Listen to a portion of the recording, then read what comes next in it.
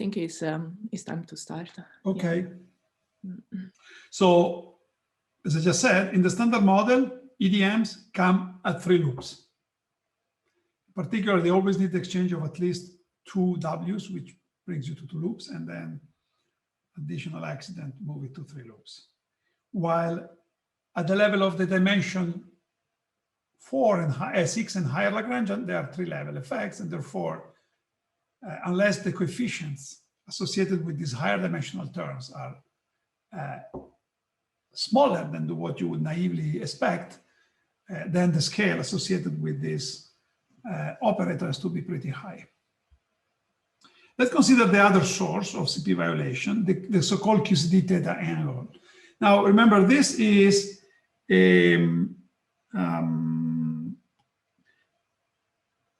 so the operator is this way, is the so-called topological charge, okay? And the reason why this is called angle is because the effects of this quantity theta are only arising at non-perturbatively. You will never see them at any order in perturbation theory. So they only arise because, and they can become significant only because QCD has a regime of strong coupling where non-perturbative effects are unsuppressed. But it also has the property that all its physical effects are functions, okay? They go like e to the in, where n is an integer. Therefore, theta and going to theta plus 2 pi is the same physics. Let me say it this way. Theta physically is equivalent to theta plus 2 pi. It's very similar to the flux, magnetic flux that you have when you do Aharonov-Bohm. Its physical effects are defined modulo some quantized unit of flux. And now, so theta is a parameter that varies from 0 to 2 pi. If you would say its expected value in the theory, now theta equals 0 corresponds to a point that it has an additional symmetry, CP. All other points don't, okay? And now the standard model doesn't seem to be engineered as far as the Yukawas are concerned for any part in making any particular effort to conserve CP, to make CP approximate. For what we can see in the Yukawa, CP is an approximate symmetry just as an accidental consequence of flavor selection rules.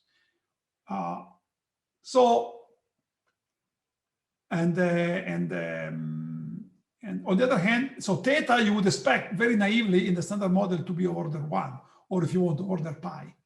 Instead, now experimentally, we can derive an upper bound on theta. We've never seen it. And this upper bound is pretty wild, 10 to the minus 10. And it arises from the non-observation of an electric dipole moment of the neutron, okay?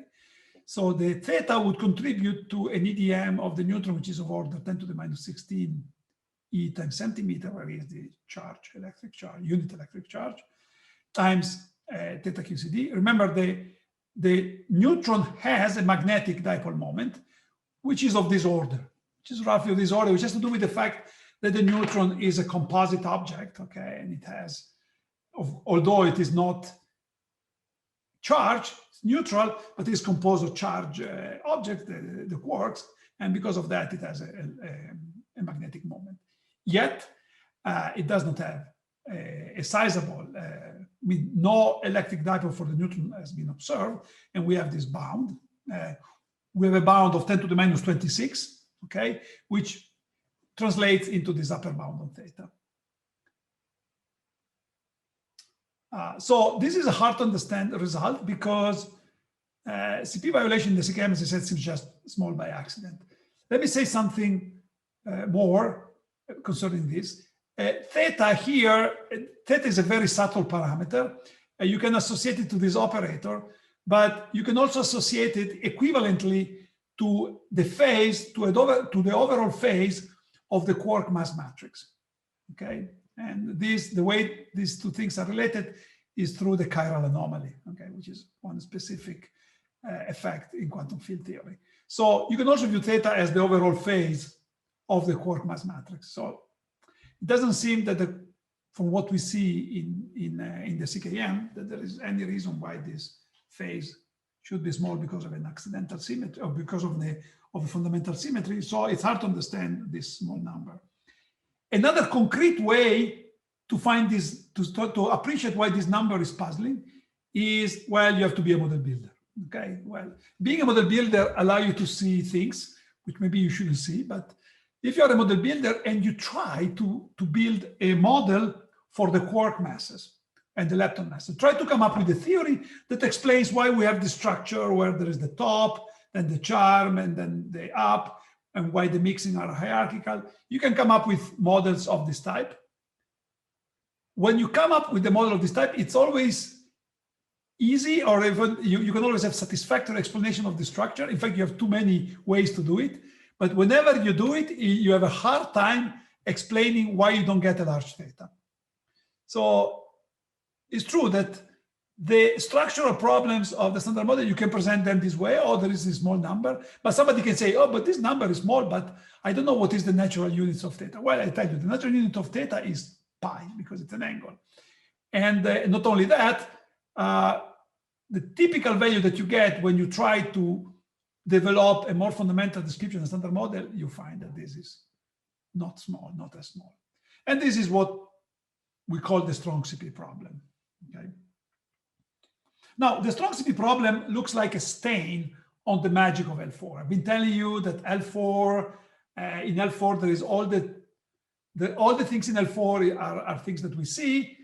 Yes, it's true, all apart from CP, from the strong CP problem. This theta should be there, but in fact, so it means there is something we're not understanding about this L4, which is precisely CP. Personally, I think this is a shared perspective, maybe wrong, but it's a shared perspective that this stain is remarkably mitigated by the fact that we know of a nice and I would say compelling dynamical solution for this problem. And the solution works in the following way. You basically invent a landscape of theta. You basically make all the possible values of theta, you make all the values of theta between 0 to pi possible in your theory. There is the possibility that all happen, and because there is a field whose expectation value controls the value of theta. In other words, theta is determined by the expectation value of a field. And depending on how this field ends up, you can get different values of theta. Now, it turns out, in principle, you could have many, many minima for this field. When you have many, many, many, many, there may be one that is close to 0. Of course, then you have to explain why we picked that one. Actually, it works much better than that. When you turn the values of theta into a field, and you take into account the effects of QCD, it turns out that the minimum of the potential of this field is precisely around the point where theta is 0. And in a sense, this field erases theta, it washes it away, and hence its name, Axion. Axion was a cleaning powder that was sold, I think in the US in the 70s, maybe still sold, and Wilczek attributed to this washing field the name Axion. So the Axion is a remarkable possibility because it solves this problem. It doesn't need to have physics that is visible in laboratory experiments because we haven't seen it. If its associated energies, so its scale, associated scale can be very high, but the mass of the axion is nonetheless very small. So the axion is a very light object coupled very, very weakly. And so this explains perhaps why we haven't seen it. But along with this, this also makes the axion relevant cosmologically. And in fact, in the range, there's a significant range of parameter space where axion could be dark matter. Okay, so I think the axion is one of the most rightly sought after candidates for dark matter. And the reason is that the axion solves another problem. Okay, so if something solves two problems, well, then That's certainly more interesting. Please. Hi. Yeah.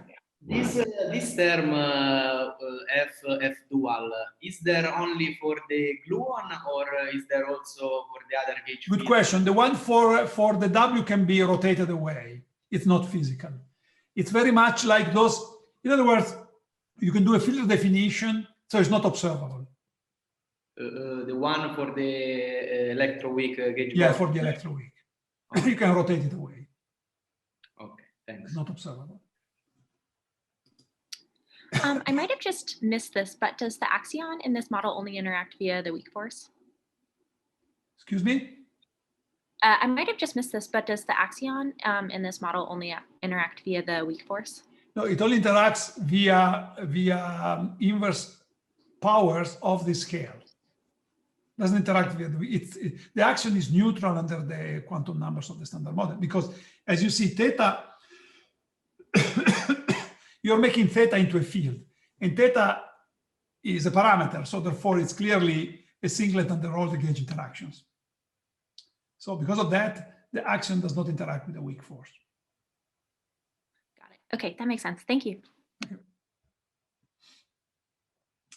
Among the amazing properties of the standard model, one last that I want to emphasize, it's not as dramatic as all the ones before. So anyway, so there is this stain about the strong CP, let me say before, but this stain still opens a window in a very interesting circumscribed area of physics where the structural problems of the standard model meet another big observational question, which is dark matter. So you see, thinking about structural problems is not so idle, it's not just philosophical. You get into, and this, okay, that's what it is. Okay, perhaps in a sense that also suggests that the strong CP problem we may forget. Okay, we just say, okay, there is an axiom, period. Let's move forward. Okay, we move forward. Of course, we could now devote. You could now invite a lecturer, give you 5, 6, 10 interesting lecture on axiom, why they work, how they solve the problem, their cosmology, and how we can detect them. Okay, that would be very interesting. I'm not the most competent person for that. In fact, I'm far from that. Let me go again forward in this study of the structural property of the standard model in this catalog of peculiarity. Let me come to the last one I wanted to mention, and this is called custodial symmetry. It's not as dramatic as the other ones I mentioned, but it's truly crucial because it pertains the sector which we will see is the most delicate in the standard model, the Higgs sector. Okay, the one also the one for which we would like to learn more. Okay, and the story is the following. Okay, so as you know, the Higgs is a complex doublet. Okay, complex doublet means that you have 4 real fields that you can organize into a real quadruplet. Okay, in a real quadruplet. Okay. Now, this is a complex, so the Higgs is a complex doublet that transforms under SU2. Now, a real quadruplet, the biggest transformation you can think for is O4, the rotations in 4-dimensional real space. Now, O4 happens to be isomorphic to SU2 cross SU2. And in fact, one of these is SU2 is precisely the SU2 weak. And this is made evident by writing your Higgs field as a 2x2 matrix, okay, in this form, okay, and you put here the neutral components in the diagonal, and say, so here this is just the Higgs, and this is the Higgs star times epsilon.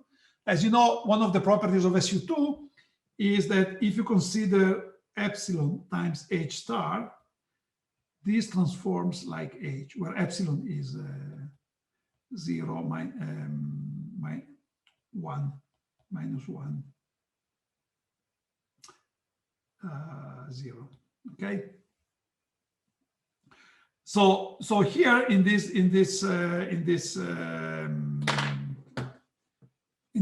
matrix phi, all these columns transform as SU2 doublets, And therefore, under SU2 transforms like this, precisely the way the A transform.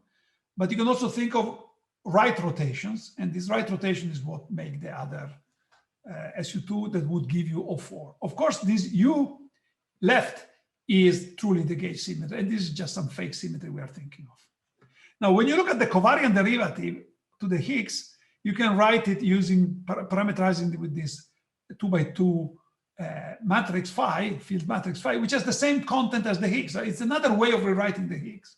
Okay, and now you see that the covariant derivative of phi is obtained by acting to the left with the in fact, this T should be the Pauli matrices, right?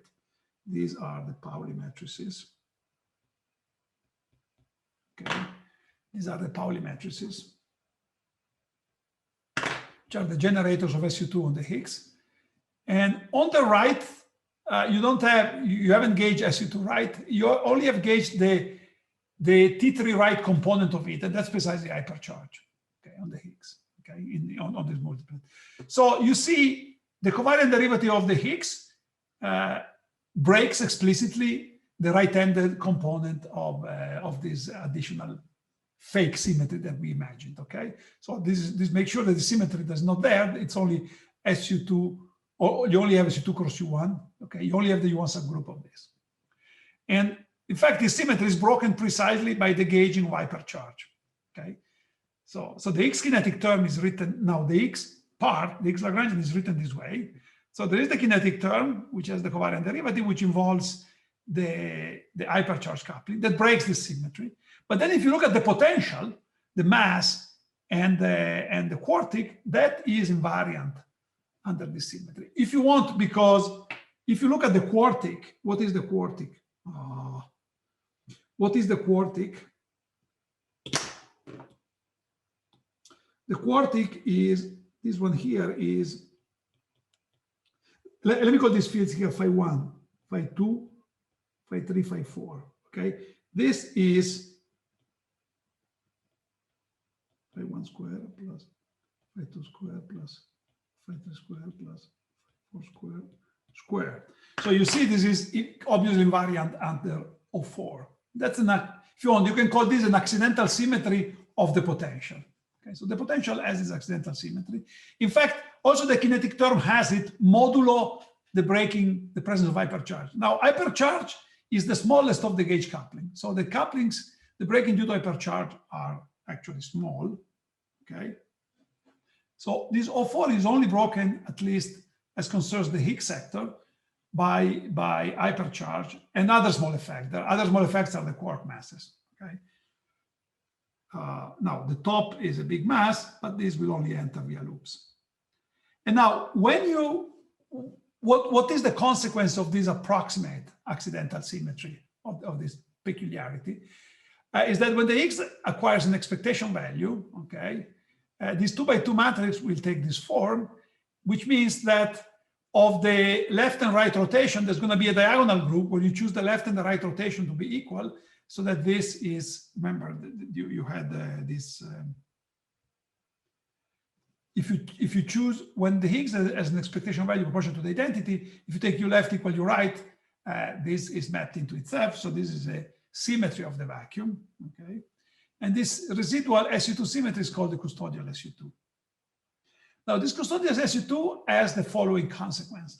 If you now look at the mass matrix of the vector bosons, the one that will give rise to the mass of the Z, of the W, and the photon will result massless from this 4x4 matrix, you write it in this form. Now, the hypercharge effects only involve the B meson, okay, because this is the one that gauges hypercharge. So if you forget about the places where B enters, where there is G hypercharge, all the others should be invariant under the symmetry. In particular, that means that the mass, the mass in the mass matrix, the W1, W2, W3 sector should be just proportional to the identity. And that means that the splitting between the charge part, which involves W1 and W2, and the neutral part, what splits the W and the Z, is not coming from the diagonal entry, but it's coming from the off-diagonal entry, which is the mixing. So you have a correlation between the mixing and the mass splitting, okay? And this correlation implies that there is a relation between the mass of the neutral, the Z, and the charged one, and the mixing angle. And this is the celebrated rho equal 1 relation, which is satisfying the standard model, at least. You can see it at first order. This you extract that, you measure the W mass by discovering the W, the Z mass the same. You measure the Weinberg angle, this mixing angle, from the interactions of the Z with quarks and leptons, okay, from the gauge interaction. You measure the angle, and then you check that this angle that you extracted from the gauge interaction satisfy this property when compared to the W and Z mass. Notice that if the electric symmetry were broken by another scalar multiplet that is not a doublet, this would not be the case. This entry here would be different. So this is a peculiarity, again, of the theory, and it's associated to the, if you want, the accidental symmetry of the kinetic term. This kinetic term has this full symmetry as long as you neglect the tiny hypercharge coupling. Okay, so the statement is that there is a symmetry that is only broken by hypercharge in a specific way. And now this is just an accident of this dimension 4 Lagrangian, because as soon as you go at dimension 6, okay, you can write an operator which is totally as good as the others as concerns gauge invariance, but which is absolutely not invariant under the custodial symmetry. Okay, not even in the limit where the hypercharge is turned off. Okay, and this, when you then you recalculate your spectrum, gives corrections to this mass relation, to the rho equal 1 relation. Now, experimentally, rho equal 1 is well, this is a well-measured thing, and the fact that rho is so close to 1 sets also a lower bound on the scale here, which in this case is not dramatic, but it's still 10 TeV. Okay, if you really take it at face value, which means again that either the scale is large or the coefficient, which here I choose to be 1, should be small. Anyway, that's another important aspect of electric physics, which of a standard model, which comes out. So all I want to say here to conclude this catalog of in the structural standard model, and to really appreciate how a series of accidents, or call it accidental symmetries, are essential to account for the data. And I hope I convince you that these symmetries are accidental in the sense that as soon as I add operator of dimension 5 and 6, they're not there. So they're only there if I stick to the dimension 4 Lagrangian, which all suggests that if I assume that the moral of this is that remarkably, if I just make the hypothesis that the next layer is very, very high, in other words, that there is a desert between the weak scale and the next layer, we very simply by dimensional analysis, explain many structural aspects of particle physics. Lepton number, small neutrino masses, stability of the proton, smallness of EDMs, suppression of flavor change in neutral currents, smallness of CP violation in flavor. All of these things just come by putting the scale large.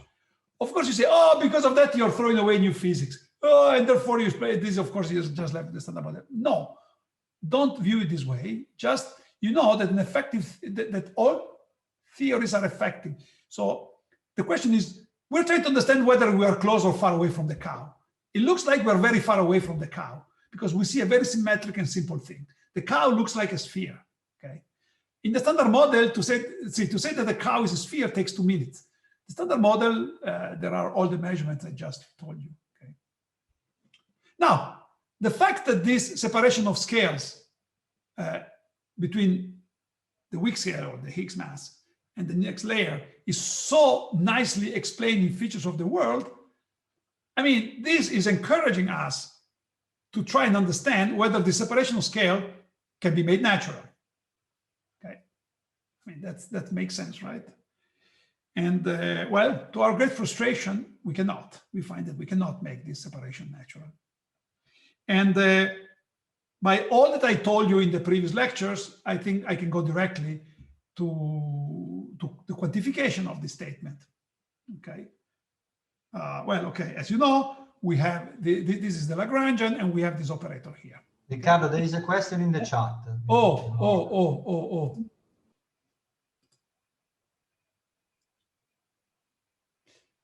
Yes, okay. The question is, Clara is asking, but again, in the standard model, the relation rho equal 1 is valid at 3 level. Right. It's valid at 3 level, and it's violated by loop effects. Okay, in particular, the leading effect is coming from the top-bottom mass splitting, and it gives a correction to delta rho equal 1 of about 1%. And this, now that has been measured, okay? And in fact, the standard model in the limit of lambda UV very large gives you a prediction for the, even at the next order, okay? So in other words, the observed value of delta rho and the one predicted by the standard model agree within the experimental accuracy, which is about 1 per mil, okay? And this 1 per mil is precisely the one that gives this number here. Clara, is that satisfactory? I would like Clara to raise her hand so that I can unmute her, and she can say yes or no. Yeah, yes. Okay. Okay. Yes, thank you. Okay. Thank you. There's also another question. Yes, I asked to unmute. Abhishek. Hello, sir. Yes. Sir, I have not confused. Suppose, sir, I introduced a triplet scalar, SU12 triplet scalar. Then it is going to change my rho parameter, right? Yeah. So does it mean that if I introduce higher dimensional representation of scalar of SU12, because of rho parameter is equal to 1, this type of introduction is disfavored? Yes. In fact, very much like for the neutrino, you could generate operator like this by integrating out some heavier scalar triplet. Yes. So this operator here you could interpret this lambda here as the mass of a scalar triplet that you integrated out. So this gives you the idea of how heavy it should be. Sir, if the scalar actually, triplet wants to become light, then it would contribute to the expectation value in a way comparable to the Higgs, and then delta rho will be violated at order 1. yes. Sir, does it also mean that the wave V delta that breaks the symmetry means? No, sir. Sir, I got the point. Okay, sir. Sorry? Sir, yes, sir, I got the point. Actually, what you want to say? Yes, sir. It's okay? Yes, sir. It's okay. Okay, Sir. very good. Thank So, you, sir. so this is our great frustration, okay? And so we see that we want to make this lambda large. If this lambda is large, beautiful. Lambda large means that we are far away, okay? We are doing physics with long wavelengths, and we don't see all these details very much in all these examples of multiples and cows, okay? However, here it's different. There is this guy here that while we make lambda large, these other operators go down and this one goes up. Doesn't seem to be working as we wish, right? This go down and this go up because we expect, unless there is any dramatic thing, we expect that this M will scale with lambda, with the UV scale, just by dimensional analysis. Of course, there will be a coefficient. As we have seen, there are other symmetries. There are these higher spin symmetries. But I think this is not going to make a big difference, okay? But we will quantify that, okay? This will be some couplings. But if we want to make lambda to be 10 to the 15 GeV, like for the proton decay, the square, and this is 100 GeV, this we're talking about 30 orders of magnitude, which is quite amazing. Okay, this C2 has to be, see, if this is 10 to the 15, C2 is about 30 orders of magnitude, 10 to the minus 26. These are truly tiny numbers, okay? And I mean, we're doing physics because we understand things, right? I mean, I want to understand 10 to the minus 26. I think this is something that is forcing us to understand. One can say, yeah, no, I don't care. This is just a number. I don't know, this is not important. Of course, you can say, well, it is important, but since it would be acceptable to say, well, this is peculiar, but I have no idea, and let me move forward. That's fine. But saying that this is not important, then I think it's, well, I don't agree with this poetic, okay? Every poet can choose their own rules, their own metrics. There are those who just shout and nothing else, okay? Just, you can be beatnik, you can be Dolce Stil Novo, you can do whatever you want, but 10 to the minus 26 is a pretty small number, okay? So then the question is, how plausible is such a tremendously small c? And now we can go back very quickly to the things we have already learned, okay? Let's do the following, let's try an estimate. We have seen in the examples I've shown that within the effective theory, in order to see whether a choice of parameter can be made compatible with naturalness in the full theory, it's enough to get an idea by computing loop effects in the low energy effective theory, because the parameter relations that we obtain with these loop effects will be a specific instance of the full selection rules of the theory. Okay, so let's move on. And we have already seen the computation of the correction to the Higgs mass that come from the Higgs, from the F-Corti coupling. We saw it the other time. We understood that this lambda here can be justified by the selection rules of the higher spin symmetry. There are similar diagrams where the change of vectors, they are very similar to the diagrams that contribute to the pion mass. Again, we can also justify them with whatever symmetries. In fact, there are many choices, but the easiest and dumbest is this higher spin symmetry. Again, there's a power of G here. And these are all integrals that clearly are dominated in the high end of the quantum fluctuation spectrum. Normally people say, oh, quadratic divergence. Don't say it. It's just a contribution that is dominated by some high scales. And dimensional analysis tells you what is there. Quantum mechanics tell you that what is possible is there. And then therefore you will get something of order lambda UV, lambda UV here, very much like you do in QCD when you look at the pion mass. Here on top of that, there is also the top Yukawa. Okay, there's also another example, the top Yukawa. Similarly, you get something like this. Now, normally you do the integral, you cut it off and you put these numbers. Now, but these numbers, this 3 over 16, 9, we don't really believe them, okay? Because it's clear that, I mean, this cutting off this diagram has little meaning, truly precise meaning. It's more like an order of magnitude. Let's say if I change this lambda by a factor of 2, this changes by a factor of 4. If I decrease this by a factor of 1 square root of 3, this decreases by 1/3. So truly per se, the quadratic divergences they say here, they have no meaning, okay? So there have been papers, there's been a revival of papers where they look at specific models where there is cancellation of quadratic divergences. Well, unless they have a symmetry, like in the case we will see later in supersymmetry, all these results are meaningless, okay? There are still papers that are being published, although whenever, well, okay, they're still published, even though sometimes the referees object to them.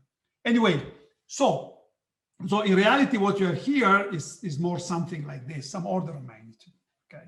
So, and in concrete theories, we have concrete theories where the Higgs can be computed, as I mentioned, composite Higgs, the person mentioned later on. In the composite Higgs, the mass of the Higgs is computed exactly like the pion mass in QCD. You can estimate it from the low energy perspective, and the result that you get in the full theory is precisely like that. The same. If you interpret the scale here as the mass of the new particles of the resonances of this composite scale. In the case of QCD, the mass that enter here is like the mass of the rho, the mass of the proton, and remember in the pi mass it was lambda QCD.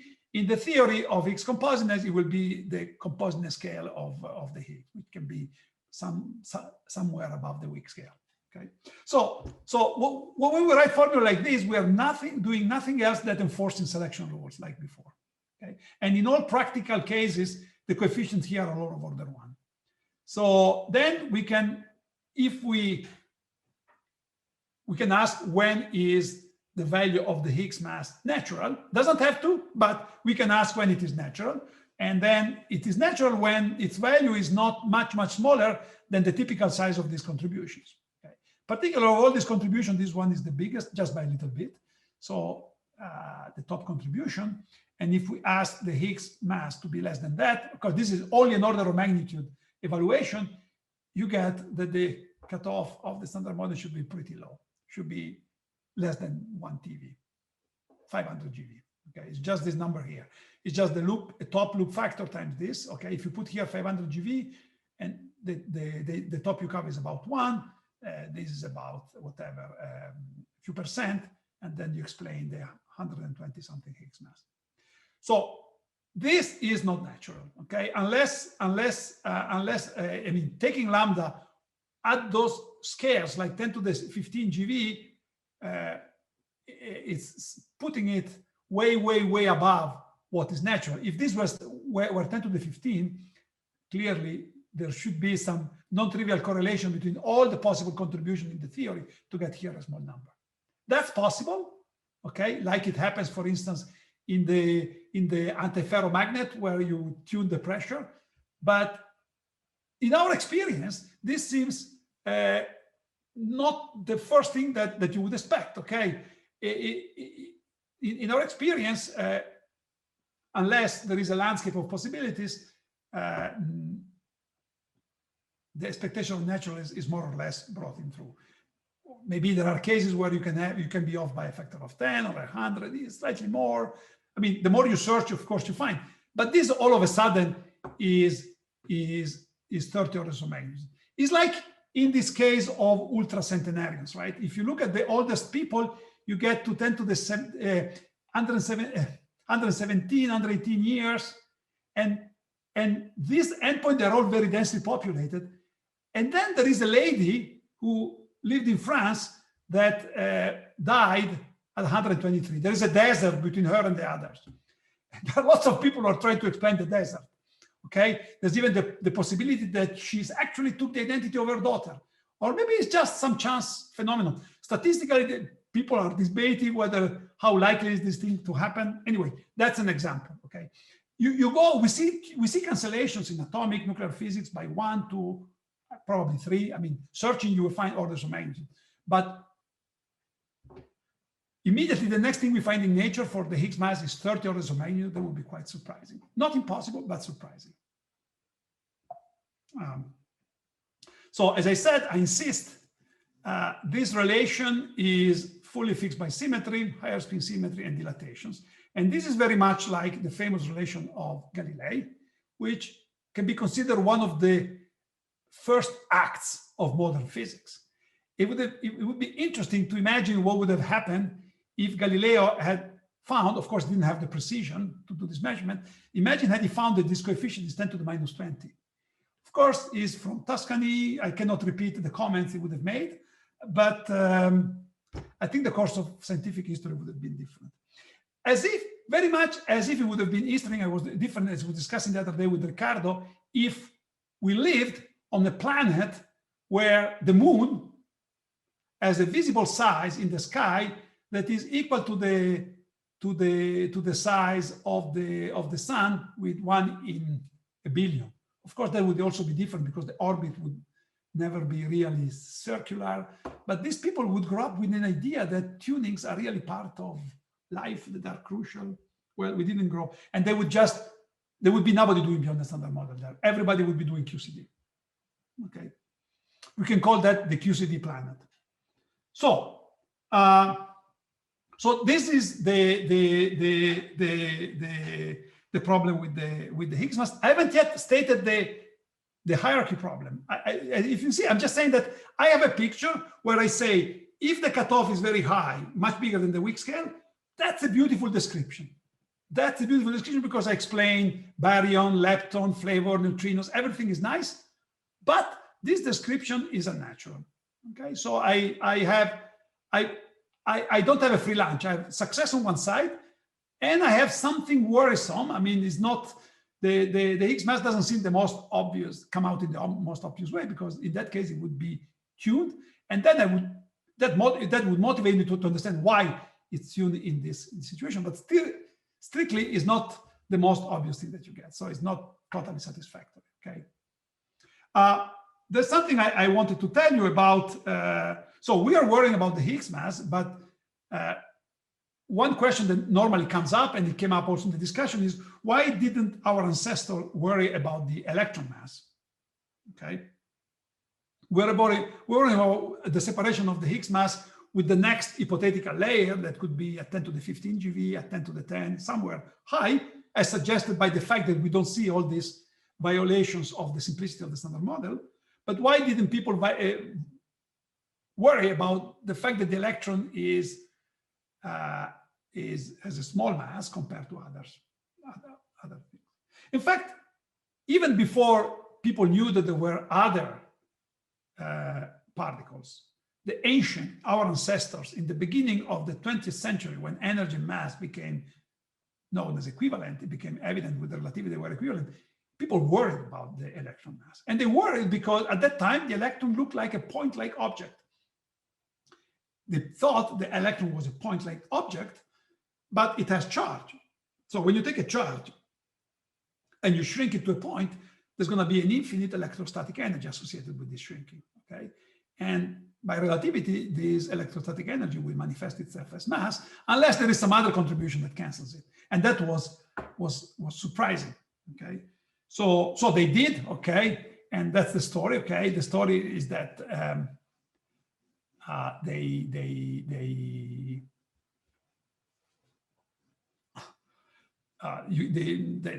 naive classical picture was that the electron was just some distribution of charge. Okay, and when you take the distribution of charge and you shrink it to a size r, the energy grows like e squared over r. Now, by relativity, this would have been the mass, and when the radius goes to infinity, it's becoming infinity. Now, this problem. So in this case, you have a mass that diverges linearly with the inverse size. Okay, it goes like if I call r 1 over r, I call lambda. Okay.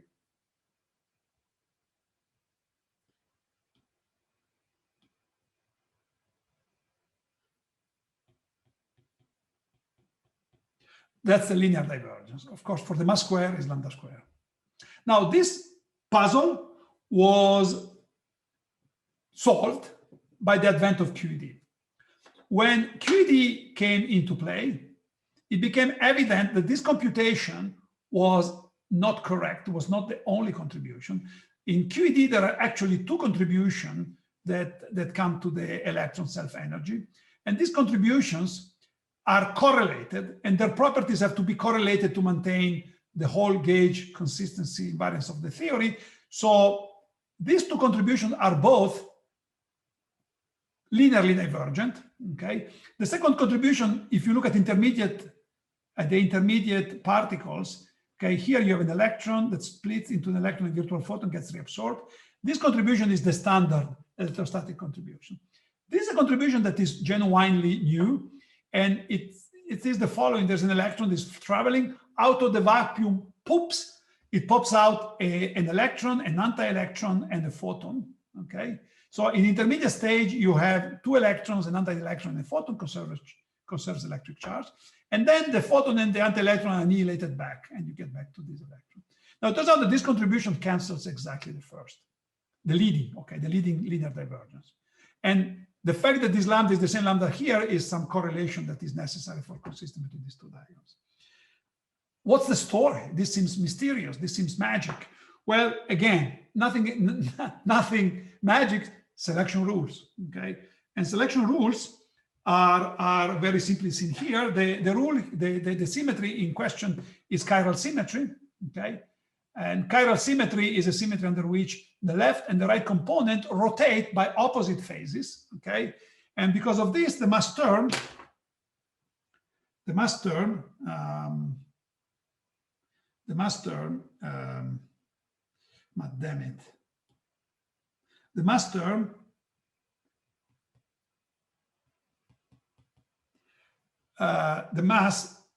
if you assign the mass quantum numbers equal to the sum, okay, because remember, this goes like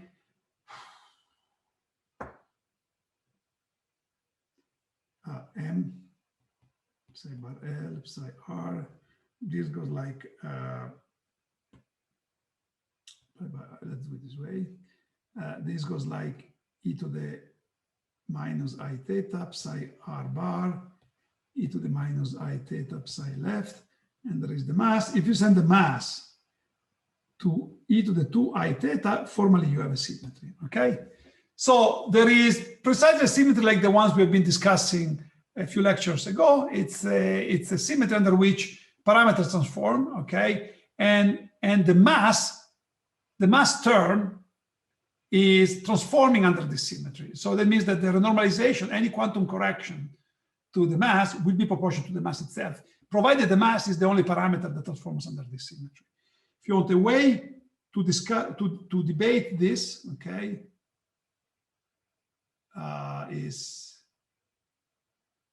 let me discuss it here, okay. So this is QED. Okay, let me discuss it better. QED, I can write it. And here I'm addressing the question of some of you. I forgot who asked me about the naturalness of the electron mass. Some of you, okay, and or even on Slack. And so there is it's a Dirac spinor. It's made of two Weil spinors. This is the covariant derivative. This is the Lagrangian of QED, keeping only the renormalizable part as usual, right? We assuming that the new physics at some high scale, we only keep the lowest dimension operators, dimension 4 and less. Now, this Lagrangian, in this Lagrangian, you can identify this chiral symmetry I was telling you. It's important that the electron also doesn't transform, okay? The electron coupling, okay? This E is the electromagnetic coupling, is not the Nepero number, okay? It's just, okay, this is not 2.7. This is the E. E squared over 4 pi is 1 over 137, okay? Now, because of this, okay, M is the only parameter that transforms under this chiral symmetry. And according to selection rules, all renormalization, at least within this effective theory, will be proportional to the electron mass itself.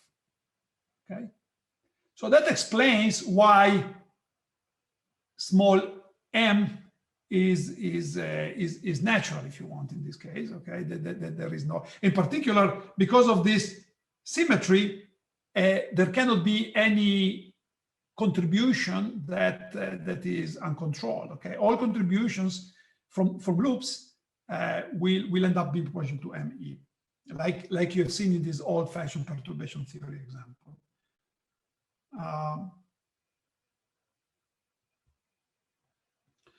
In fact, maybe I'm not saying here,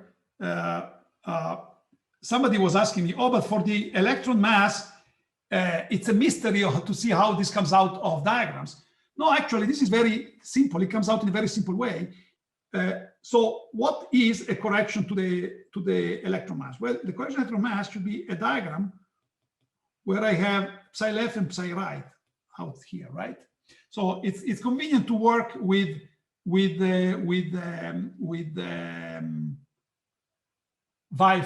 spinors, okay? So a diagram that connects this, okay, let's go, okay? So here I have a psi left going in, then there is a vertex. Now the vertex with the photon send the psi left into psi left.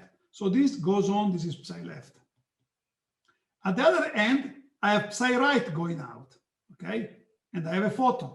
But what goes in is psi right, because in the vertex, with the photon, this is the covariant derivative, you have psi right going to psi right. So it conserves chirality, the interaction. So then you can attach these two photons, and then you can attach this line, but this is a psi right, and this is a psi left. And the only object that ties up psi left and psi right is the mass. So there should be a mass insertion here that allows you to go from psi left to psi right. So this is a mass.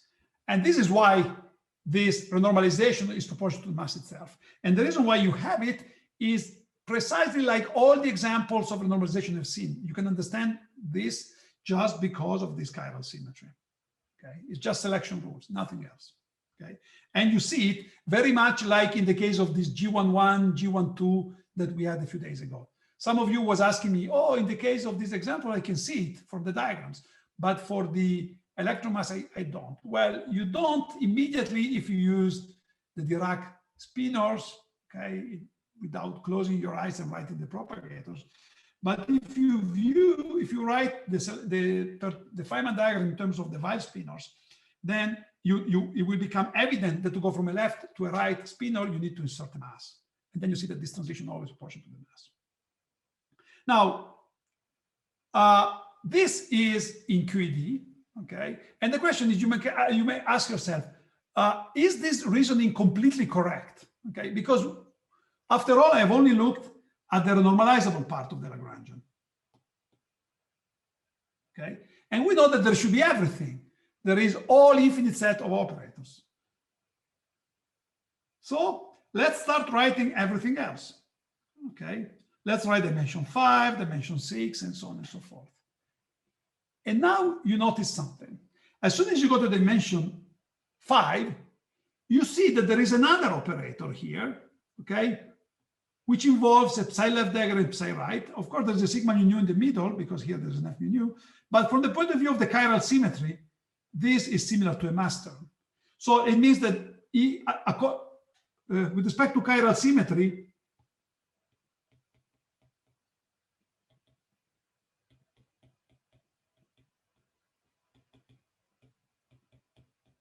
this transforms precisely like a mass term.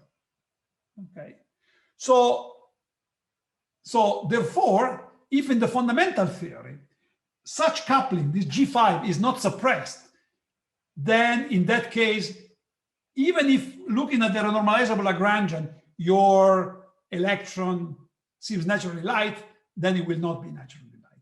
So if we had discovered that there is an interaction like this, like an electric dipole, where the electron has a huge interaction, very, very, very large, I mean, sufficiently large, then it would be hard to understand why the electron is light, because this breaks badly this chiral symmetry as soon as you go to high energy. And in fact, if that is the case, you would have, if again, you use diagrams, you can consider the following diagram,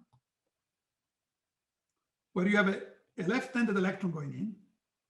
Here you have this vertex here. This is the vertex here.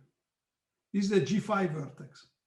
Okay, you spit out a photon, and then you take an ordinary interaction here. This is a psi right.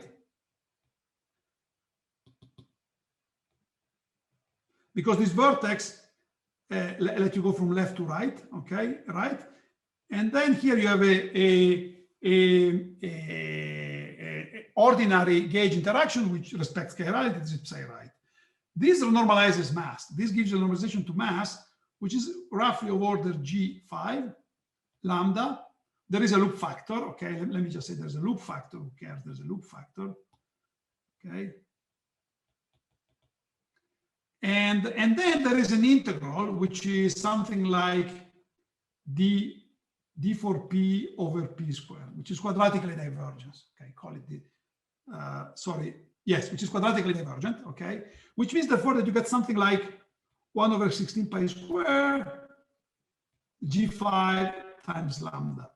Okay, if you cut it off at the scale lambda, like everything else, RUV. And now you see that there is a huge correction to the electron mass.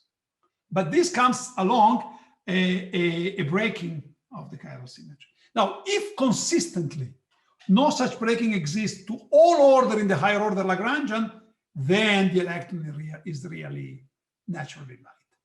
But if this suppression is there, it means if this G5 is of order ME, then in order for the electron mass to be natural, you need G5 to be of order ME over lambda, to be very, very, very tiny.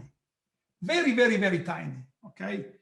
And which means that even at the scale lambda, this chiral symmetry is an approximate symmetry. Now, what could be the explanation, okay? Well, now it means that at the next layer, this chiral symmetry is an approximate symmetry. Well, it could well be that at this scale, okay, say this is the electron mass, this is the next layer. This is an hypothetical world. I'm forgetting the standard model. This is a purely hypothetical world where there is just QED and something else. It could be that at this scale, the chiral symmetry of the electron is an accidental symmetry because of RG evolution at higher scales. Okay, so in other words, maybe very, very, very, very high, that was not a symmetry, but by the time you get to this scale here, okay, it became an approximate symmetry. And here I had an example, a toy model for that, but I think it's better if I don't do it. Okay. Otherwise we're going to take even the last half hour on this. Okay. Riccardo, so there's a question related to this in the chat, though.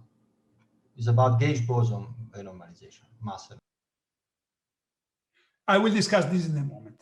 I think my observation that we cannot see with bare eye directly that gauge boson mass.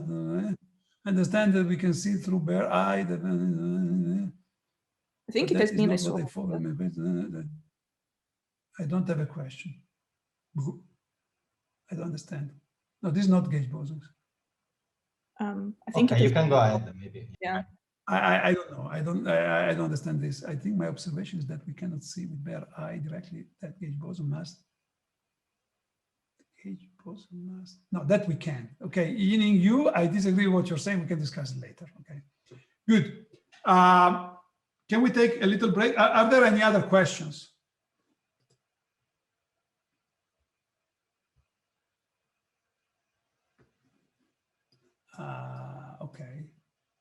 Okay. Oh, okay. For electrons, for fermions, there are this chiral symmetry generically, although with the caveat I just gave you. Okay. Now, in the standard model, this caveat works because in standard model, at the weak scale, the chiral symmetry of the electron is an approximate symmetry because the only parameter in standard model that controls the electron mass is the electron Yukawa. And the electron Yukawa, once the electron Yukawa is small, you have this approximate symmetry, period. The coupling of, for instance, of the electron with the Higgs is suppressed by the electron Yukawa. If it weren't, then the light, the small electron mass would not be natural, okay? So that should be clear. There are people who are trying to look around for huge correction to the Higgs electron Yukawa. Well, certainly they are aware of this.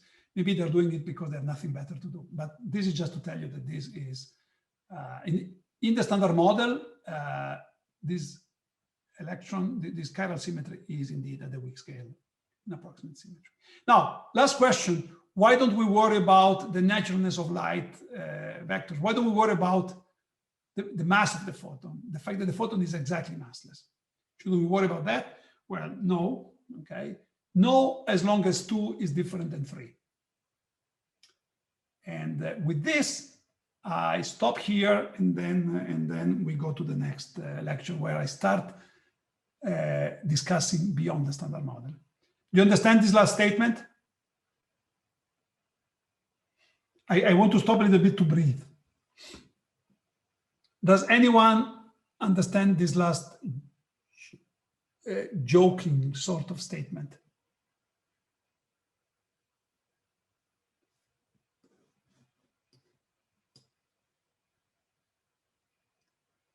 Yes, gauge invariance.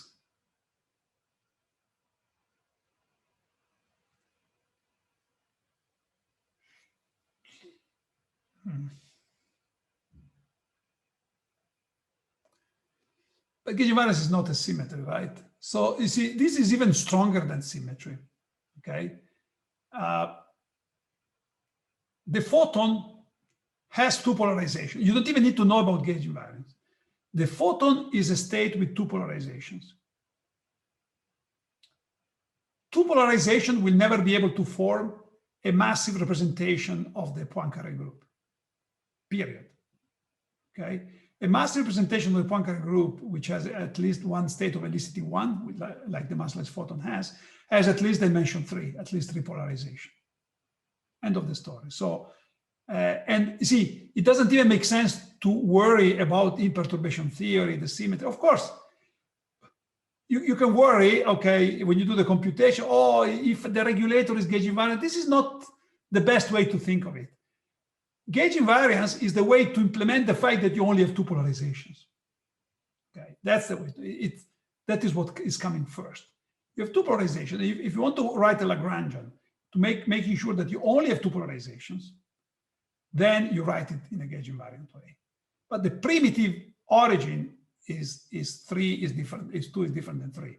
And by the way, in perturbation theory, first of all, in perturbation theory, this is obvious. Any integer number, any function, any continuous function on integer numbers is constant, okay? So if you start with 2 degrees of freedom and you start perturbing, it's not that you can go from 2 to 3 by little steps, okay? This has to stay an integer. You start with 2, you end up with 2, okay? And again, this has to do with your path integral. If you do a path integral and you know the number of degrees of freedom in your path integral, and that is 2, you won't get mass, okay? You won't get a mass unless there is some other degree of freedom that comes into the game, okay? An example is, see, it's not a question of whether there is a symmetry or not. It's the degrees of freedom, okay? So for instance, if there is some other degree of freedom in the theory that can play the role of the surrogate for the third polarization, then you may have mass generation also for a vector. That's precisely what happens in the Higgs mechanism. In the Higgs mechanism, you have additional potential polarization provided by the Higgs sector, and these polarizations can marry the polarization in the photon and together build a bigger party, the massive vector party, okay? And that's the way it works. In fact, it turns out that even in the standard model without the Higgs, provided you are in anti-de Sitter space, then the W has a mass. And the way this works is that in this funny space, which is the space where normally string theory would live, so in fact, you may say that in string theory, you don't need the Higgs to give the W mass.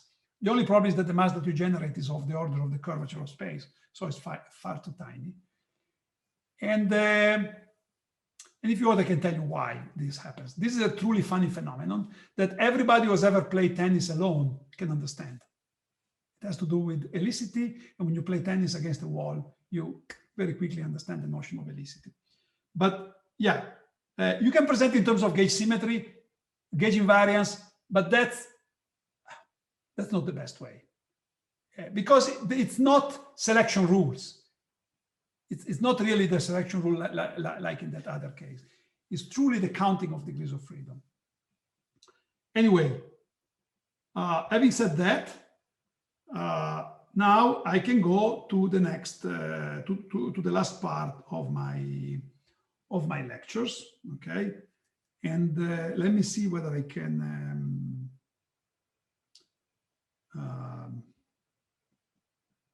download.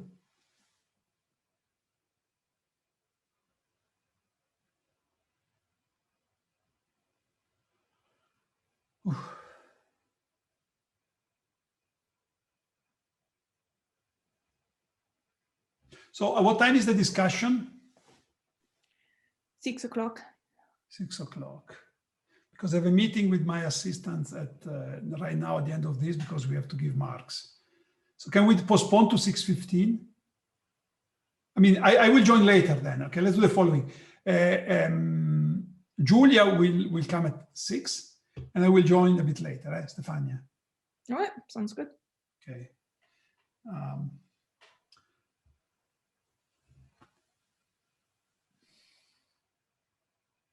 Okay. Now we come to the last part of my lecture. This was supposed to be the last 2 lectures, and it's down to half an hour. So this is going to be pretty miserable, okay? And that just gives you a measure of how badly organized I am. I should say to my defense that when I gave these lectures in person, seeing the faces of the students, it made a lot of difference. First of all, I'm asking, why am I not seeing your faces? Because this would make the network collapse, Riccardo. Well, if you want to see my face, this doesn't. No, I don't care about seeing your face. Yeah, exactly. But I'm all really the faces fed up of teaching to the students to hide behind the name.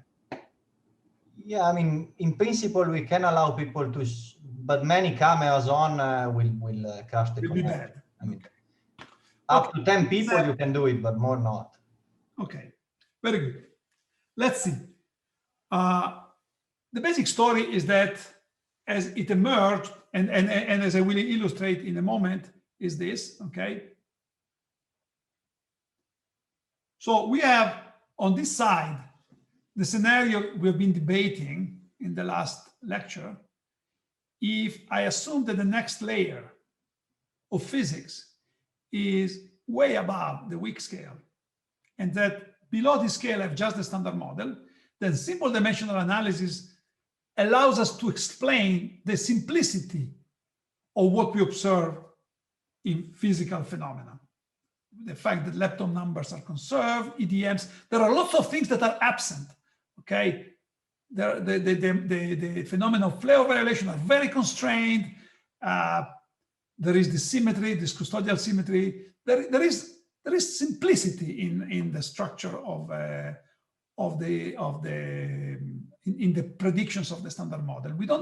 The proton is stable. It's not that everything can happen. There are lots of things that do not happen. However, this scenario is obviously at odds with straight naturalness. Doesn't mean that cannot happen. It's just unnatural. And very unnatural if the scale is 10 to the 15 GeV. More unnatural than any other thing we can think of apart from the cosmological constant, the famous elephant in the room. What I want to tell you now is that over the last, of course, the idea would have been, well, if the standard model is unnatural, can we have a scenario where we satisfy the simplicity of the standard model and yet we have naturalness? In other words, we just construct a new theory, which is slightly different than standard model, and so that above the weak scale, it is such that this natural problem is gone, okay, but has all the nice features of the standard model, okay, all this accidental lepton number, baryon number, flavor conservation. So, in other words, can I build a natural theory that is also simple? And in this natural theory, it means clearly I have to modify the theory right at the weak scale. I have to modify it at a scale lambda that is below this 500 GeV where I saturate the Higgs mass. It should be around 1 TeV. So can I deform the standard model right away at the weak scale in order to make it natural at higher scales? In other words, to make the separation of scale from this to whatever other physics there is here, and yet maintaining the simplicity of the standard model. And when people started worrying about naturalness 45 years ago, this was a possibility, okay? However, as we studied more and more and more, and we studied possibilities, it became more and more evident that naturalness comes at the price of simplicity. And it is the fact that there is no win-win situation, which it is the absence of this win-win situation which constitutes what I call the hierarchy paradox. There's no free lunch. You either have simplicity and unnaturalness, or naturalness and no simplicity. And I would like to explain this, of course, and this became more and more clear over 40 years of model building and exploration of models. So it required work, and the more work we did, the better we understood this. Okay, so this is the way I would formulate the problem in this way nowadays, unlike it was formulated in the beginning, all in terms. People were always emphasizing the problem of naturalness. Actually, to me, it's more like a problem of dichotomy. There's no way to say both naturalness and simplicity. That's the problem. Okay, and I like to illustrate that in the little time that remains. Okay. What am I doing here? Okay. So the ideal situation that I'm trying to seek, the so-called BSM ideal, it's a theory where right at the weak scale, I modify the standard model. Examples are supersymmetry, compositeness. You will see them, okay? Well, you will see them in 20 minutes. And in this new theory, and then this new theory is valid up to some, again, it's an effective theory itself. It's going to be valid up to 10 to the 15, 10 to the 19, God knows, some very high scale.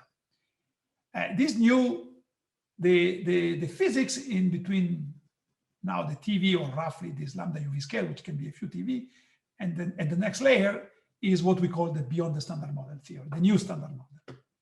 And in this theory, the separation of scales is natural. It's natural in a sense because, if you want, there is no elementary scalar like the Higgs. The theory here, the scale is generated in a different way. For instance, it could be generated like it's generated in QCD, okay? by some coupling that runs very slowly that becomes large, as I explained in one of the discussion session. So L4, but however, even having changed the standard model here, the new theory, okay, at the level of a normalizable interaction, shares as much as possible the magic of L4 in the standard model. Remember all these features, lepton number, baryon, light neutrinos, flavor, CP. I would wish the new theory to be exactly like the standard model in this concern. So the question is, can this be realized? That's the question, okay? So there are grossly two options for what this new physics theory could be. One, in a sense, the most obvious is that the Higgs is like the pion. So worrying about the Higgs mass coefficient, Higgs mass parameter, at very short distances doesn't make sense because the Higgs is composite right above around the weak scale, above or just slightly above or around the weak scale. Okay? Very much like the pion is composite about 1 GeV. And in that sense, the whole discussion of its dependence of it, in other words, in the short distance field, there's no elementary Higgs field. You cannot even write the mass operator. Okay, so that's the idea of the composite Higgs. And the other possibility instead that there are, so in other words, there are no elementary scalars. In the fundamental theory, there are no elementary scalars. The other possibility is that there do exist elementary scalars. However, their mass, unlike the mass of the Higgs, is not protected just by dilatation invariance and higher spin symmetry. It's protected by an additional remarkable symmetry, supersymmetry. Okay, this is the other option. We only basically have these two options.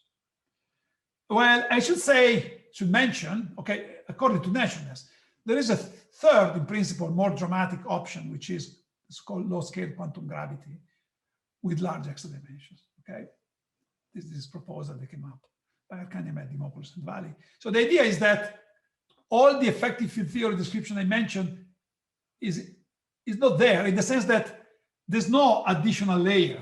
There's no additional layer. Physics ends here. This lambda UV is the scale where you enter into the domain of quantum gravity. Okay. Above this energy or below this length, below the distance 1 over lambda, space-time stops making sense. So you are in the domain of quantum gravity. So there's no issue of scale separation. But you see, but now simplicity seems very hard to realize because we are observing things at the fundamental scale. It's like when you're observing the cow in the mouth of the cow. It's as if you're opening the mouth of the cow, you're looking inside, and you say, is it spherically symmetric? The other people can take the cow by the tail. Many things you can do, okay? So in this case, simplicity seems hard to realize. There are ideas you can play, and because lots of clever people and lots of clever ideas have come up here. One possibility is the separation of fields, because now in order to account for the weakness of gravity, you need a very huge volume of compactification. You need extra dimensions, compactify over a huge volume. And it's over this huge volume that you construct your desert and separation. And it is going to be the localization of different dynamics on different regions in this x-dimensional space that will be the seed for the simplicity of the standard model. So instead of using scale separation, you use distance in truly some extra dimensional space.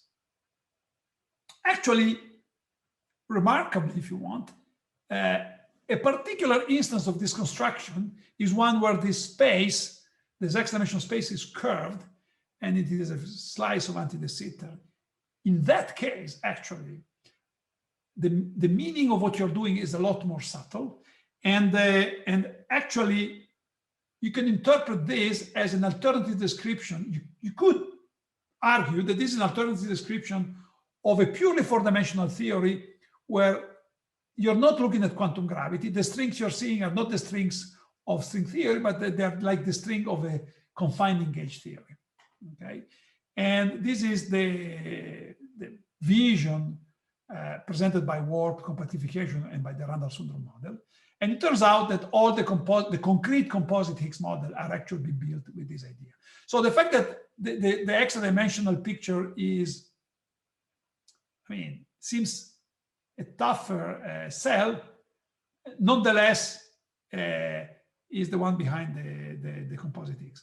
But in fact, the problem of simplicity that you have here remains. And in fact, the composite X has somehow this simplicity problem, although it can be dealt using this remark here.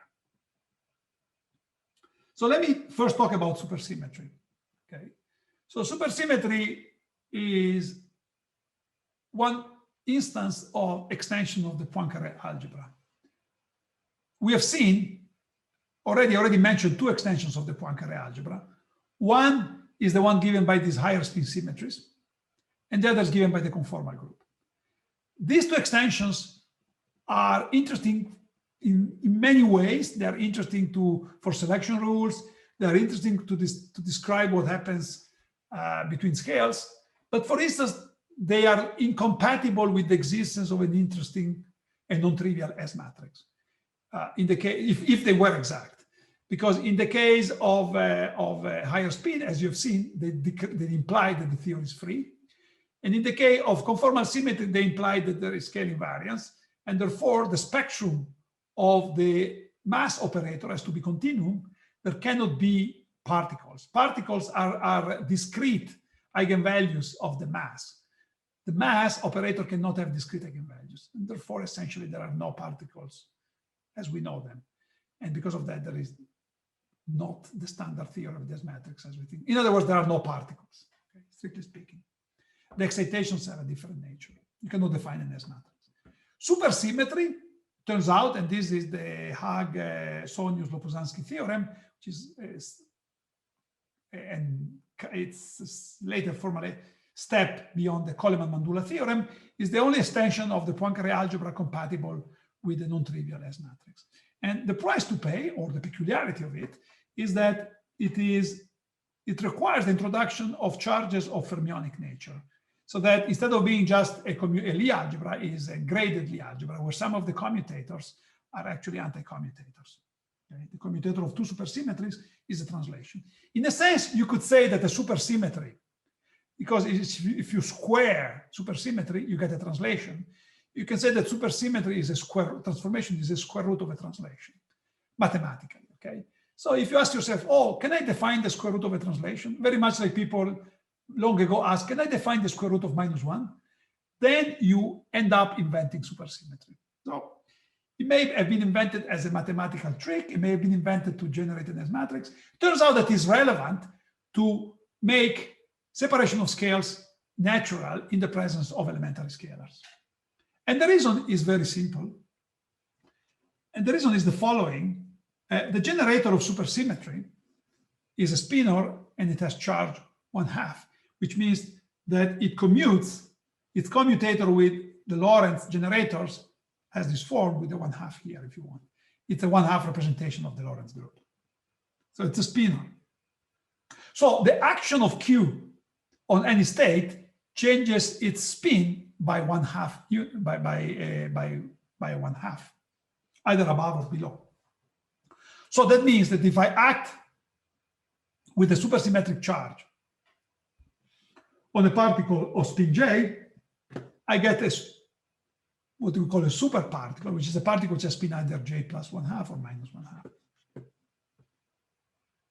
The fact that Q commutes with the time translation generator, in particular with P0, implies that these two states will have the same mass, okay? Because the mass is the eigenstate of momentum, P0. So then what do we have? We have that by supersymmetry, the mass, in particular of scalars, J equals 0, is related to the mass of fermions, J equal 1/2. Okay. Let me forget the supermultiplets. In particular, well, there are supermultiplets, but let me get that. Okay, let me just go ahead. So it just implies this, that the mass in supersymmetry, the mass of a fermion is associated to the mass of a scalar in the following way. Okay, the mass of a scalar, of course, in the Lagrangian enters as a square, but this square will be and remember, the mass of a fermion is a complex object because it transforms under a chiral symmetry. But the mass of the scalar is simply this MM dagger. Okay, so it's real. So the mass of the scalar is controlled by the same chiral symmetry that controls the fermion mass. So the idea is therefore the following. There is a chiral symmetry that makes a small fermion mass natural, very much like in QED.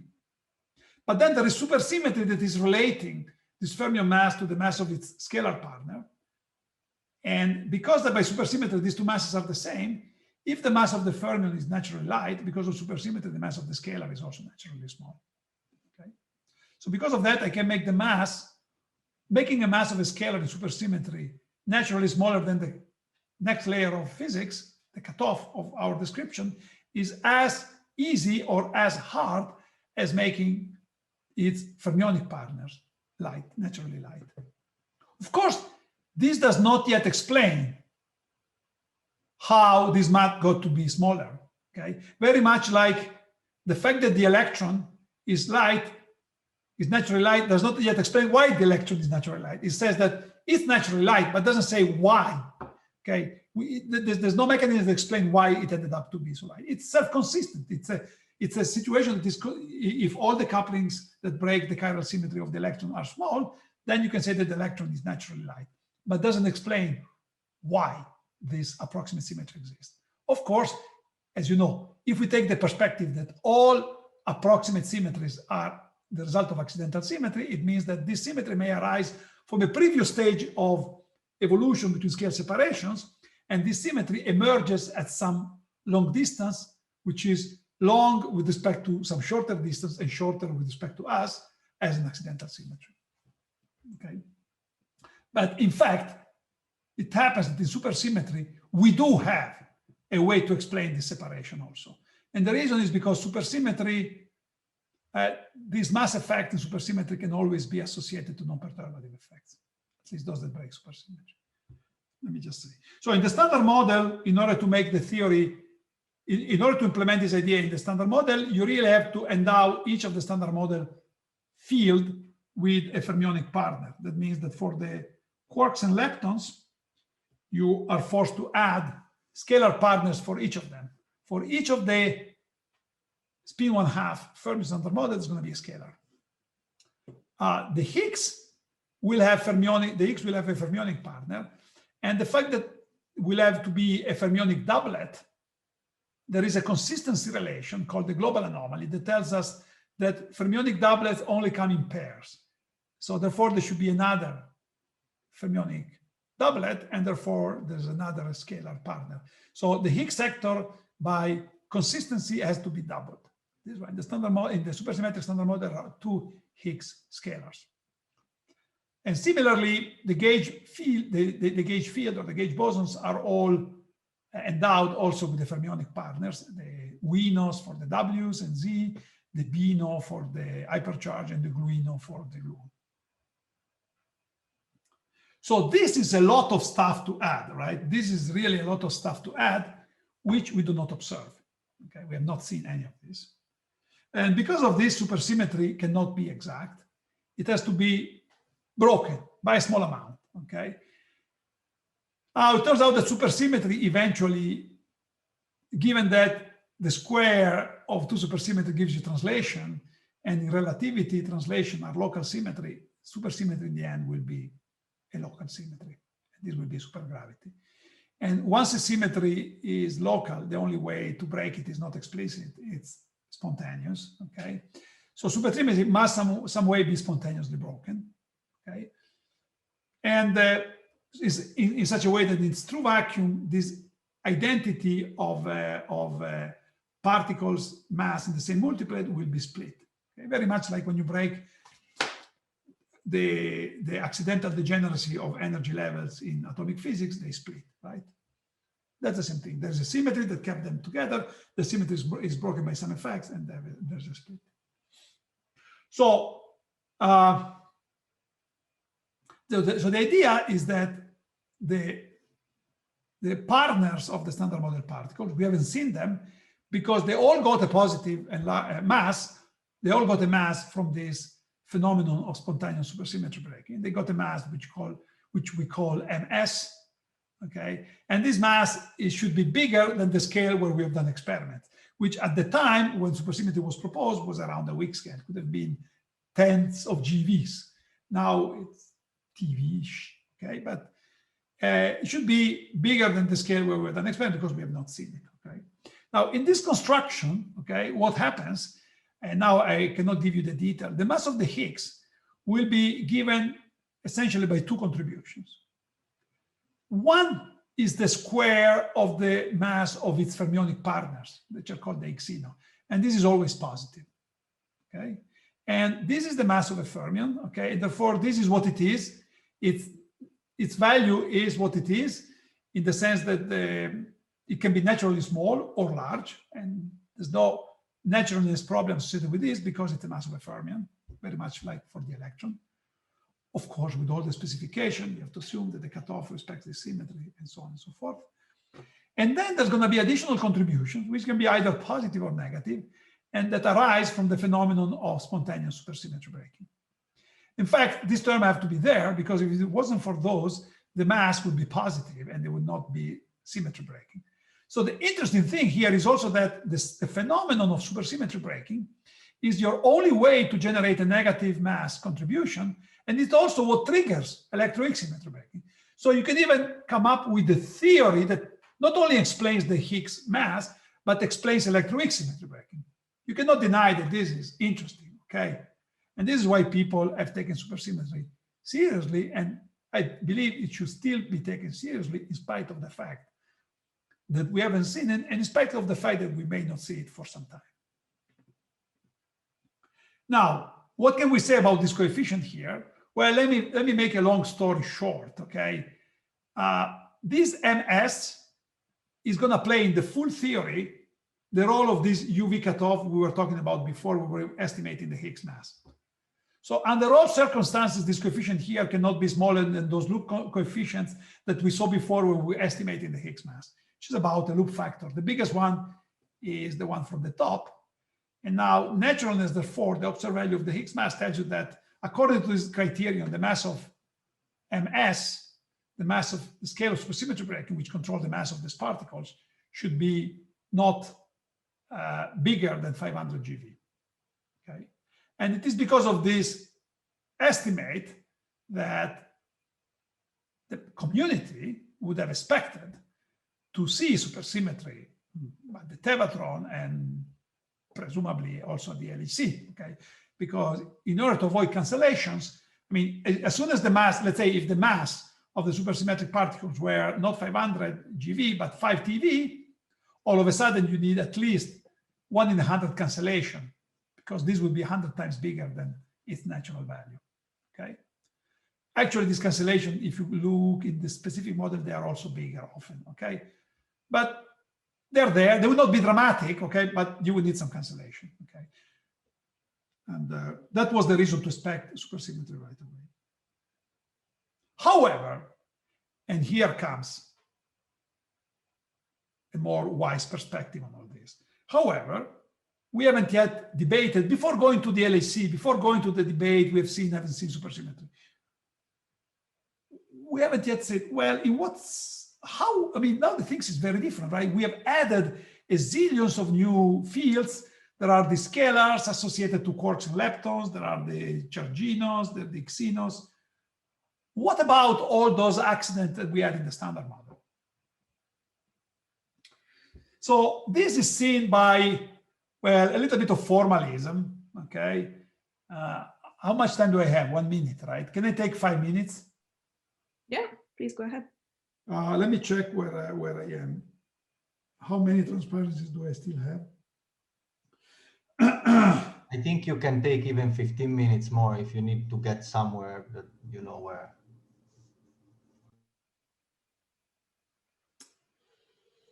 I have 10 transparencies. Look, maybe I can discuss some of these in the discussion if anyone is interested. Okay, so let me explain. It's fine even if you finish the 10 transparencies. I mean, okay. Yeah, my only problem is that I have a meeting at 5:30, and before 5:30 I have to read some report from students. So this is completely crazy. I don't know why I accepted to do these lectures, because this week, I mean, to me, I don't know how to say in, well, I'll tell you later. I've been sitting on this chair for the whole week doing too many things. And now I got this thing which is called sciatica. Come si chiama, Riccardo? I don't know, unfortunately. Okay, let's forget about this, okay? Now, let's focus on the four-dimensional Lagrangian in the minimal supersymmetric standard model. Buy with me, and those who already know these things, fine. Those who don't know, just listen about the idea. In this formalism, the standard model quarks and leptons are extended to what we call superfields, okay? And these are multiplets that contain both the quarks, both the fermions and their partners. So there is the quarks and the squarks. Here contains, this one here contains the quark left and its partner. This contains the quark right and its partner. It contains the lepton double and its partner, and so on and so forth. And now the role of the Yukawa couplings, and there is a similar thing for the Higgs. There's the Higgs and the Higgsino. The role of the Yukawa coupling is played by another object, which is called the superpotential, which dictates both the Yukawa couplings and the potential itself, the scalar potential. So in particular, the Yukawa couplings are written precisely like in the standard model, okay? Only that you now have the two Higgs doublets that enter in a specific way, which is not so important to discuss. And this will boil down to the Yukawa couplings plus an additional set of scalar interactions that for the moment is not important for you to know.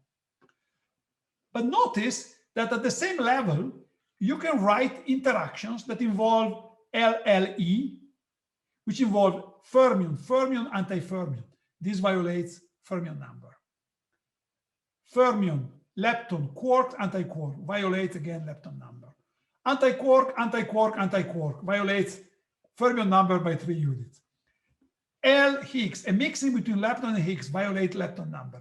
So at the level of renormalizable Lagrangian, dimension 4, namely cubic interaction superpotential, you can write interaction that violate lepton and baryon number, something that in the standard model was not possible. Why is it possible? Well, it's possible because you have more guys around. You have scalars carrying the quantum numbers of quarks and leptons. That's the problem, okay?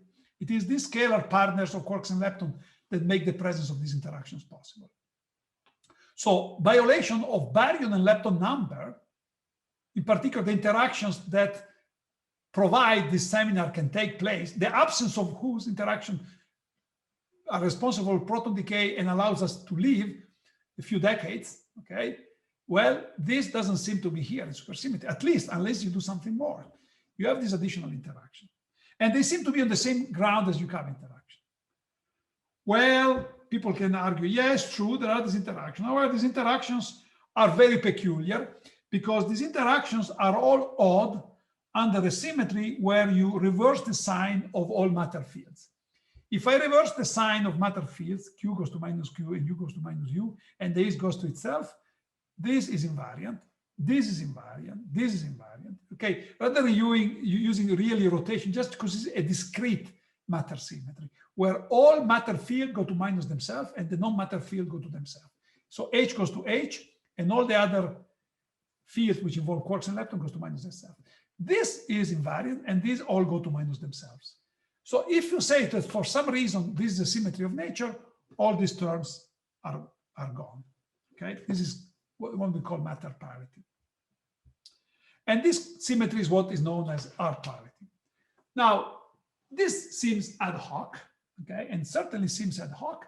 However, and this is what perhaps we should not be too harsh on supersymmetry, this symmetry comes with another nice property that the lightest particle, which is R odd under the R symmetry, which is not in the, because all the particles in the standard model are going to be even under this R symmetry, the first odd particle under R symmetry is necessarily stable, okay, because it cannot decay into any particle that carries the same quantum number.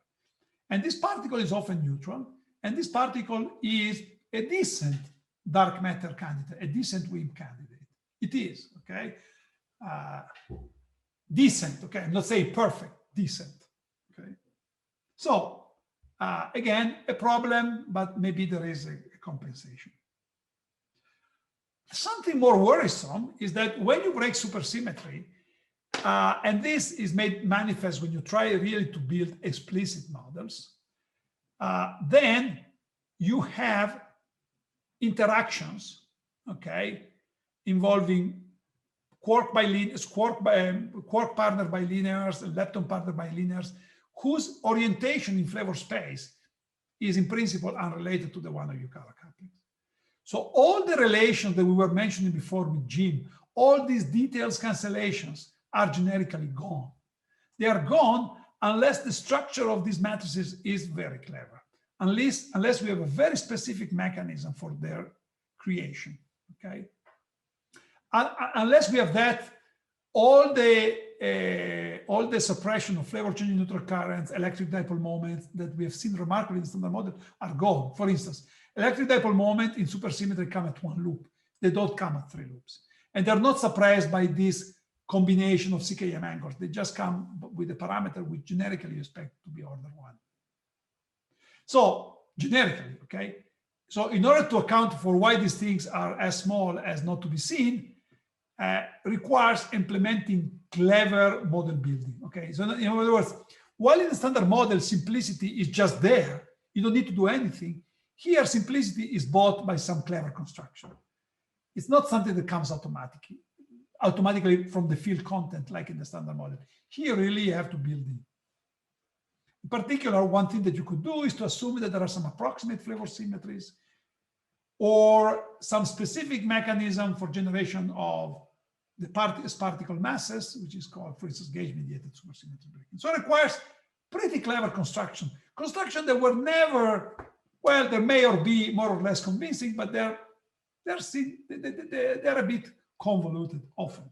I think gauge mediation is still one of the most interesting things, okay? So that's perhaps the best thing. This is why people were very interested in that. So all I'm saying is that this clever mechanism, even before the LHC, allowed flavor constraints to be met with the particle masses around the weak scale, fully compatible with naturalness. In other words, as I said, in order to have a natural scenario, the particle masses should be below 500 GeV. They're so light. When they're so light, their virtual effects have sizable contribution in all flavor violation, EDMs, all that. In order to meet the experimental constraints, then all these flavor violation and CP violation in the masses of these particles should be very clever and requires some cleverness in the structure of the model. Notice, on the other hand, that if the particle masses were not precisely at their natural scale, 500 GeV, but slightly above 10 to 100 TeV, in a regime where there is still, I mean, the mass of the Higgs is a bit unnatural. Maybe if you want to quantify it, the observed value is, say, a factor of 10 to the minus 3 to 10 to the minus 5, smaller than the typical contribution. Okay? Maybe there's a cancellation of that type. In that case, then the flavor and CP violation constraint could be met much more easily. In other words, by models that do not make a big effort to be clever in order to explain what we observe. Okay, so it's clear that here we see a competition between naturalness and simplicity. The incarnation of supersymmetry, where the particle masses are at the weak scale, need to be need to meet a very clever of these mass parameters in order to meet the data. But on the other hand, they're natural. On the other hand, if in your scenario the particle masses are large, then of course it's harder to understand the observed value of the Higgs mass because it's not fully natural. On the other hand, you don't need to make truly seemingly contrived constructions to meet the flavor and the CP violation constraints. Okay, so so in a sense, these theories are unnatural but simpler, while the theory with weak scale supersymmetry are natural but less simple. So it's a match between naturalness and simplicity. And these two features, natural and simplicity, are probed by experiments complementarily. If I were to see, look at this. So So this is, I can write this, this can be viewed as the effective Lagrangian after integrating out these particle masses. Okay, you can view this as the scale of new physics quantified by these particle masses. And the size of this coefficient measures the cleverness. The more relaxed the theory, the bigger these are. The more clever the theory, the smaller they are. Okay, so the size of this coefficient is a measure of the simplicity of the construction, while the size of this has to do with naturalness. The bigger lambda, the more unnatural the Higgs mass will be. Okay, and now we have two classes of experiments in particle physics. We have the experiments at the energy frontier, where we go at higher and higher energy in order to really find the resonances. Okay, to find the resonances, or to find very generic indirect effect of resonances, like the fact that they truly deform the scattering of gluons. Okay, so effects that are not suppressed by any parameter other than the mass of these particles. So by doing experiments that probe higher and higher in energy, we go in a domain where our proposals are more and more unnatural. Okay, so if you can say that supersymmetry is not there below 2 TeV, well, that means something about the nature of the Higgs mass. It means that the generics, our supersymmetric model will have contribution to the Higgs mass that are typically a factor of 10 to 100 or to 50 bigger than what we observe. It's clear that in these models, there should be some clever adjustment of parameters to explain what we see. Selection rules are not enough. Can happen, but again, is not the most straightforward thing. Okay, it means that there is some accident happening there. Okay, so this is the energy frontier. On the other hand, there is the intensity frontier, which is experiments where, particularly in flavor physics or the search for EDM, where we do experiments at very, very low energies, but with very, very high precision, this way with very high statistics, in such a way that we can be sensitive to these indirect effects. Okay. Then it's clear that here we are not sensitive to just the scale. See, in the search for new physics, we simply move in the plane scale of new physics and parameters that control cleverness. Okay, the energy frontier moves along this parallel line. Okay. On the other hand, this intensity frontier is sensitive to the ratio of these couplings over this lambda. So it's essentially sensitive to along this line. When you increase your precision, you're moving up in this line. You're moving up in this direction, right? You're moving.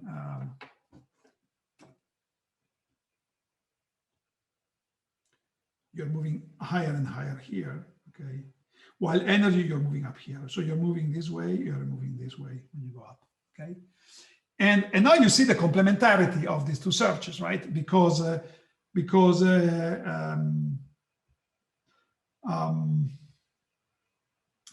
so what is this area here? These are the models, okay, if you want, where y is small, okay, where y is small. So in other words, where these couplings are small, because we had a very clever model building construction, okay? So they're not simple. We have a very clever construction, but they're natural because the scale of new physics is pretty. And these are tested. These can only be tested with collider searches. Okay, these are very clever. These models give no signal in flavor physics or very hard to detect, but you can detect directly the partners. On the other hand, here you have models where these couplings are very large. You didn't make any effort to suppress them. You didn't invent any clever structure to suppress flavor violation, and therefore these things are large. And indirect searches, so this lambda is large, it's so large that you cannot see it at collider, but you can test it in the precision frontier. And then there are models that are both natural and simple, and those are killed always. Those have effects both in precision and in energy frontier, and these are ruled out. But there is this double search, okay, and we have to push both. And then there is composite Higgs. Anyway, So the problem that arises in supersymmetry, basically the problem is that I have all these super partners, and with the super partners, I can write operators at the dimension 4 or less level that completely disrupt the structure of the standard model, of this beauty, this magic of L equal 4 in the standard model. In order to enforce that, I have to resort to clever model built-in construction. In the composite Higgs, the same things happen, okay? And again, the main problem is flavor, okay? And essentially what happens is that in the composite Higgs, the sources that violate flavor at the weak scale are not just the Yukawas, but there are more, okay? And there are more sources, okay? And again, in order to meet the constraints from the data, you have to resort to clever model building construction here as well.